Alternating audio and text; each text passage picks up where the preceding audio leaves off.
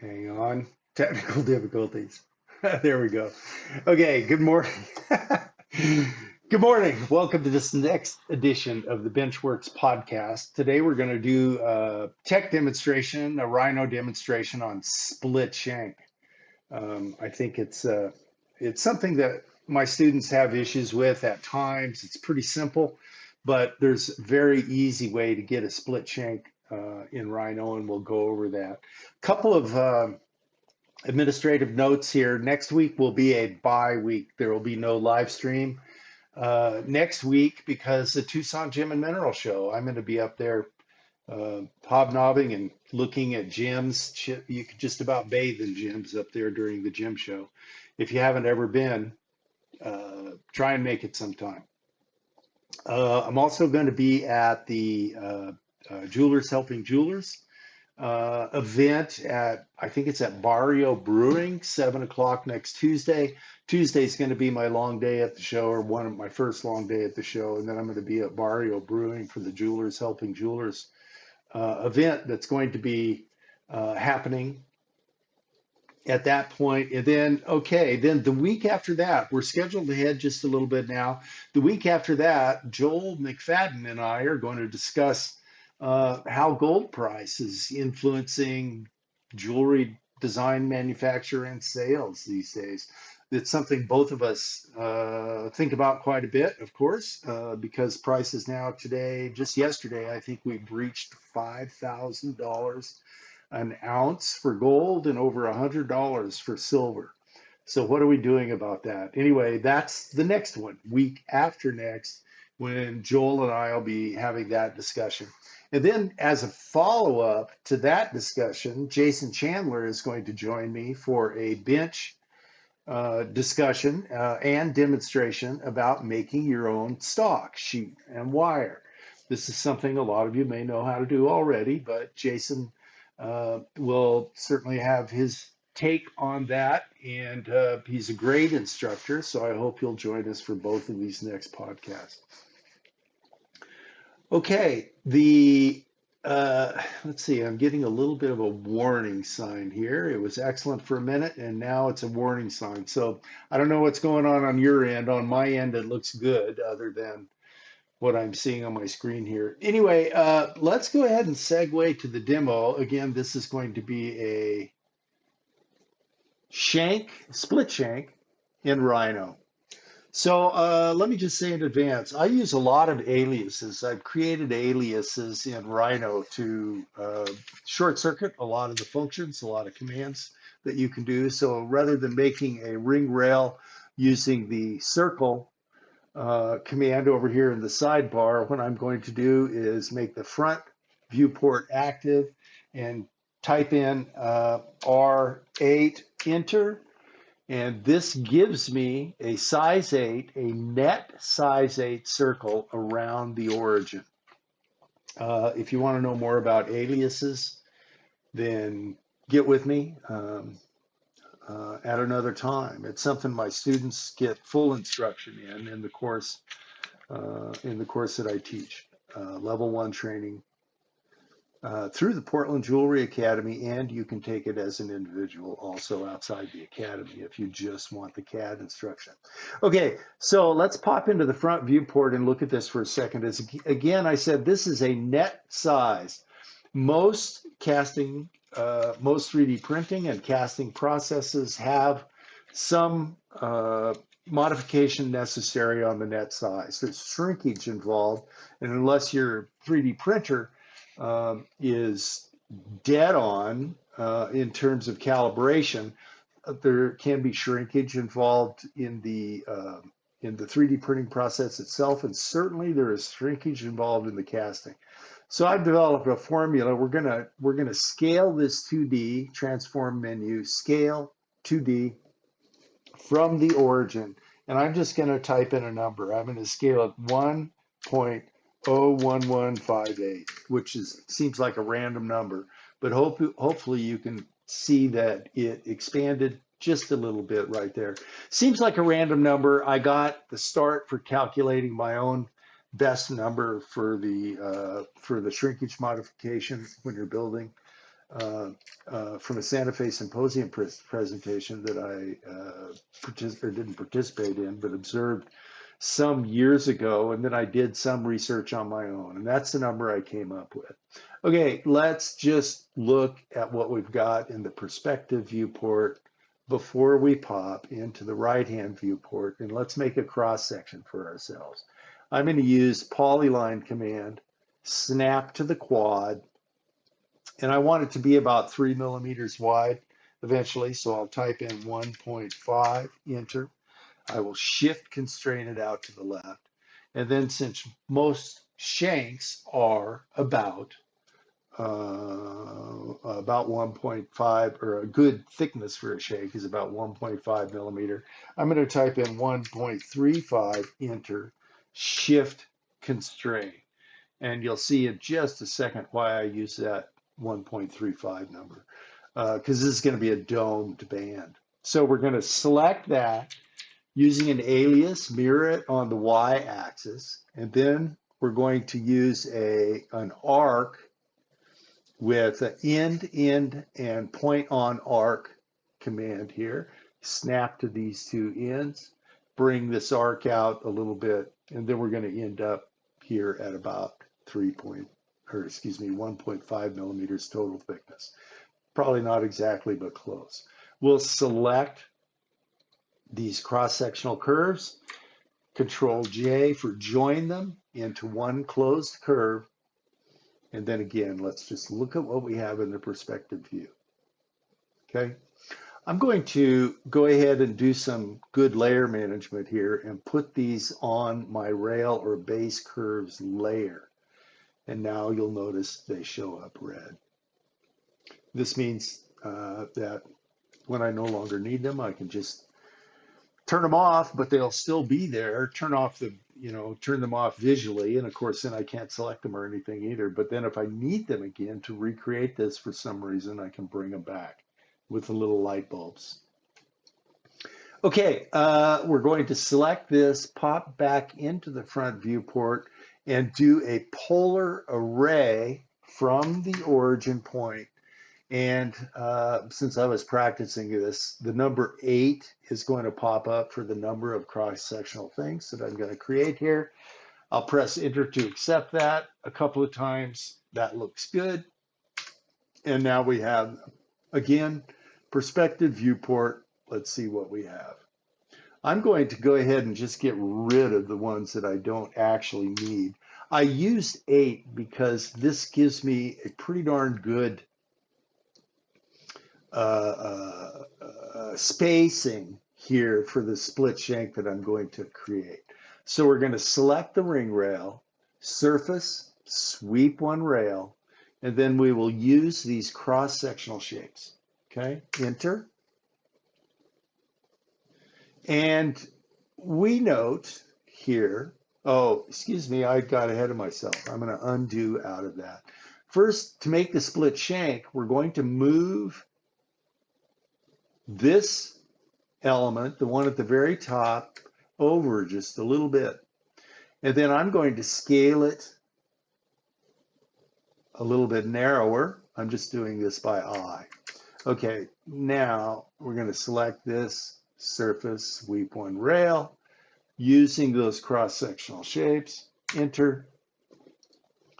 And here's what I wanted to show you. You can see that the seam alignment on the first 3 of these cross-sectional shapes are really good. But this one is wonky compared to the other 3. If I go ahead and press enter now, we're going to end up with a twisted shape right here because of that seam placement. Okay, that's not what we want, right? Sometimes you get something that's interesting and maybe even useful, but that's definitely not what we want here. So let's redo this command. Surface, sweep one rail, select these again, enter, and now we can move the seam path to, and we could just move this one over to here and then change the direction so it would be just exactly like the other three. And that would give us a fantastic response. However, I tend to like the seam of my bands on the inside middle. And so that's where I'm going to put all these seams. And notice how they're all facing the same direction. And the seam is placed in the middle of these cross-sectional uh, shapes that I have here. Okay, now let's press enter. And we like it. So we're going to select OK. All right. And now, pretty simple matter to get half of our split shank ring. I'm going to use another alias here, MY for mirror on the Y axis. And now we have this in place. Now, before we join these two sections, we can, in fact, continue to do some modification. Let's say, for example, we want this part of the split shank to be a little bit taller. Let's do a gumball relocate. And I'm going to put the origin of the gumball in the middle of the bottom where that seam placement is, x-axis and y-axis, all right?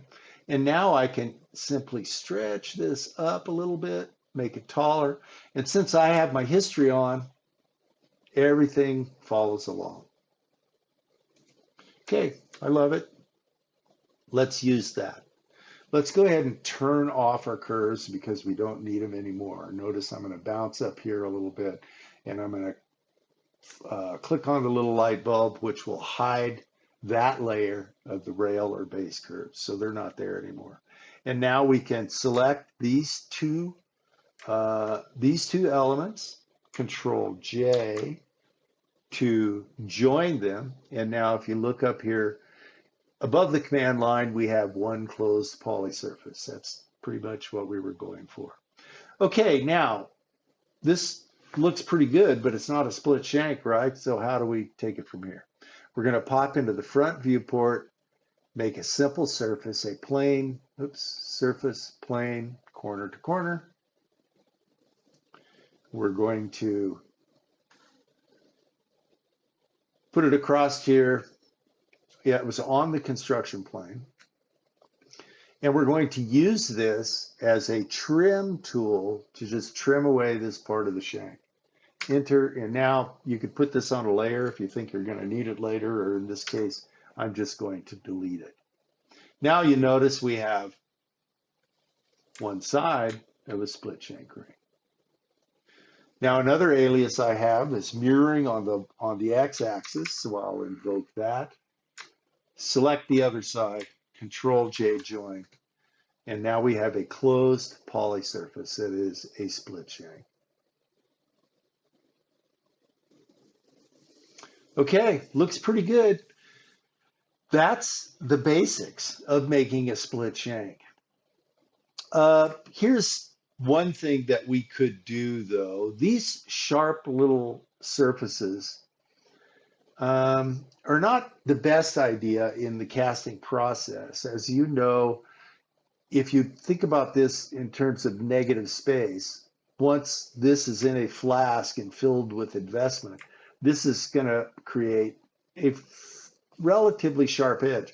Now, in this case, the angle is not so acute that would likely to be a huge problem. But a lot of times you will end up design-wise with what could be serious casting problems when you have surfaces joining at very acute angles. You have a knife edge in negative space here, a knife edge of investment when you have material flowing up the shank, high mass, high velocity. You can chip off little pieces of that investment and they will carry up and make porosity up in the upper regions of your casting. So here's a quick and simple thing that I love, introduced in, I think it was introduced in Rhino 7, was sub-D tools. So, I mean, you could go to the trouble. In fact, I used to always, I would fill it like these edges, right? And then I might go in and fill it this edge. on both sides, fillet all those. That's one way around it, but it's pretty time consuming compared to what I'm going to show you right now. Sub D tools, if you haven't seen them before. We're going to click over to the Sub D tab and invoke the quad remesh command here. Click on that. Oops, where is it? So, I got to select objects, of course. Always remember to look in the command line because Rhino will tell you what it needs. If you haven't given it what it needs to figure out what you want to do, then always look in the command line. So that's the item we want to sub D. Press enter.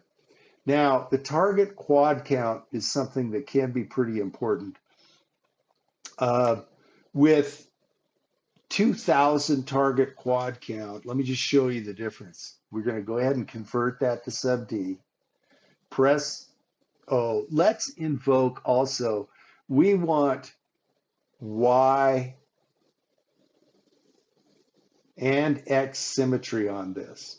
That's kind of a whole nother discussion, but trust me, in this case, you do want that when you convert it to a sub D.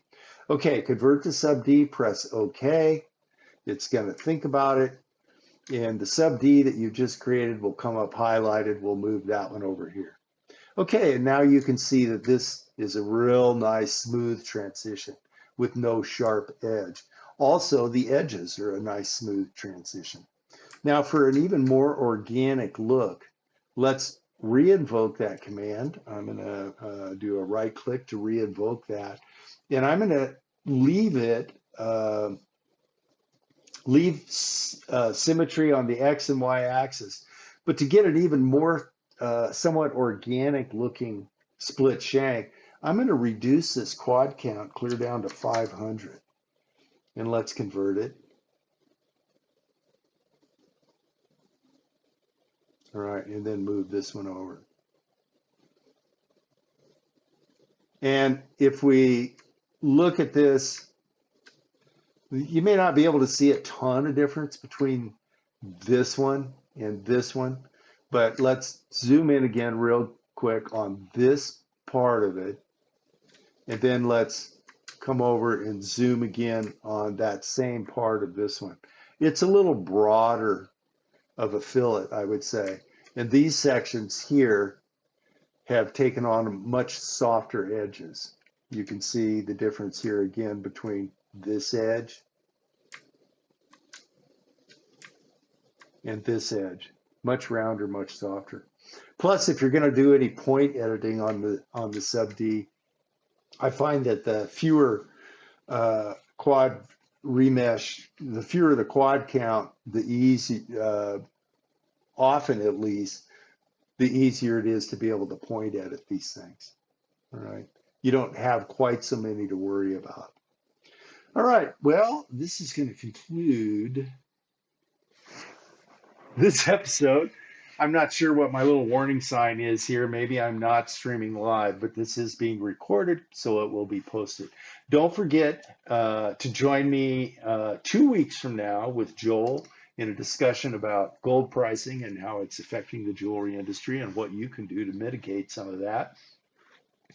Then the week after that, Jason Chandler of the Portland Jewelry Academy, who I'm proud to work with, teaching CAD for his academy, is going to be making your own stock, sheet and wire, which is a way to save money in these hard times in terms of materials prices that's affecting everybody in the jewelry industry. Okay, and don't forget, next week is a buy. No live stream, no Benchworks podcast will be posted next week. And don't forget, if you're in Tucson, to come by the Jewelers Helping Jewelers event, get together at Barrio Brewing in Tucson. I believe it's at 7 o'clock. Double check, though. Double check. Okay, thanks very much for joining me. That's it for now. I hope you enjoyed this video. If you're seeing it not live stream, if you enjoyed any part of it at all, please give it a big thumbs up. And don't forget to subscribe for more valuable content for the Bench Jeweler. Okay, thanks again. Bye.